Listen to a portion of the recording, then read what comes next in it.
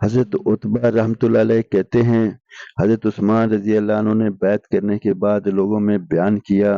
حمد و ثنا کے بعد ارشاد فرمایا، مجھ پر خلافت کی ذمہ داری ڈالی گئی ہے جسے میں نے قبول کر لیا ہے۔ غور سے سنو، میں نے حضور اکرم صلی اللہ علیہ وآلہ وسلم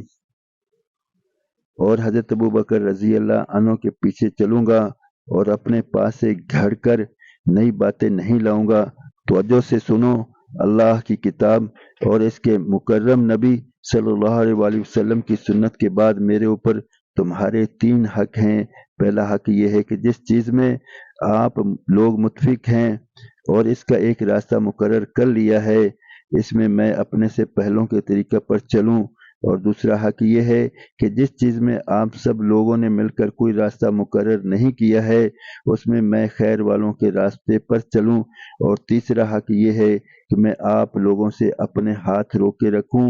آپ لوگوں کو کسی قسم کی سزا نہ دوں۔ ہاں، آپ لوگ ہی خود کوئی ایسا کام کر بیٹھیں جس پر سزا دینا میرے ذمہ واجب ہو تو یہ الگ بات ہے۔ غور سے سنو، دنیا سرسبز و شاداب ہے اور تمام لوگوں کے دلوں میں اس کی رغبت رکھی ہوئی ہے،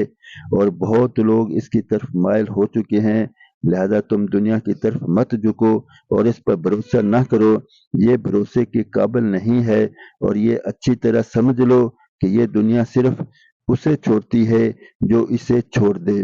حضرت مجاہد رحمۃ اللہ علیہ کہتے ہیں، ایک مرتبہ حضرت عثمان بن عفان رضی اللہ عنہ نے بیان فرمایا اور ارشاد فرمایا، اے ابن آدم، یہ بات جان لو کہ موت کا فرشتہ تمہارے لیے مقرر کیا گیا ہے۔ جب سے تم دنیا میں آئے ہو وہ تمہیں چھوڑ کر دوسروں کے پاس جاتا رہا، لیکن اب اس نے دوسروں کو چھوڑ کر تمہارے پاس آنے کا ارادہ کر لیا ہے، اس لیے اپنے بچاؤ کا سامان لے لو اور موت کی تیاری کر لو، اور غفلت سے کام نہ لو، کیونکہ موت کا فرشتہ تم سے بالکل غافل نہیں ہے۔ اور اے ابن آدم، جان لو، اگر تم اپنے بارے میں غفلت میں پڑ گئے اور تم نے موت کی تیاری نہ کی تو تمہارے علاوہ کوئی اور یہ تیاری نہیں کرے گا، اور اللہ رب العزت سے ملاقات ضرور ہونی ہے، اس لیے اپنے لیے نیک اعمال لے لو اور یہ کام دوسروں پر نہ چھوڑو۔ حضرت حسن رحمۃ اللہ علیہ کہتے ہیں، ایک مرتبہ حضرت عثمان بن عفان رضی اللہ عنہ نے لوگوں میں بیان فرمایا، پہلے حق تعالیٰ جل شانہ کی حمد و ثنا بیان کی، پھر نبی مکرم صلی اللہ علیہ وآلہ وسلم پر درود و سلام بھیجا، پھر فرمایا اللہ کا تقوی اختیار کرو، کیونکہ اللہ کا تقوی غنیمت ہے۔ سب سے زیادہ عقل مند وہ ہے جو اپنے نفس پر قابو پالے اور موت کے بعد والی زندگی کے لیے عمل کرے، اور قبر کے اندھیرے کے لیے اللہ کے نور میں سے نور حاصل کرے، اور بندے کو اس بات سے ڈرنا چاہیے کہ کہیں حق تعالیٰ جل شانہ اسے حشر کے دن اندھا بنا کر نہ اٹھائیں، حالانکہ وہ دنیا میں آنکھوں والا تھا، اور سمجھدار آدمی کو تو چند جامع کلمات کافی ہو جاتے ہیں جن کے الفاظ کم اور معنی زیادہ ہوں، اور بہرے آدمی کو تو دور سے پکارنا پڑتا ہے، اور یقین رکھو کہ جس کے ساتھ اللہ رب العزت ہوگا وہ کسی چیز سے نہیں ڈرے گا، اور اللہ رب العزت جس کے خلاف ہوگا وہ اللہ کے علاوہ اور کس سے مدد کی امید کر سکتا ہے۔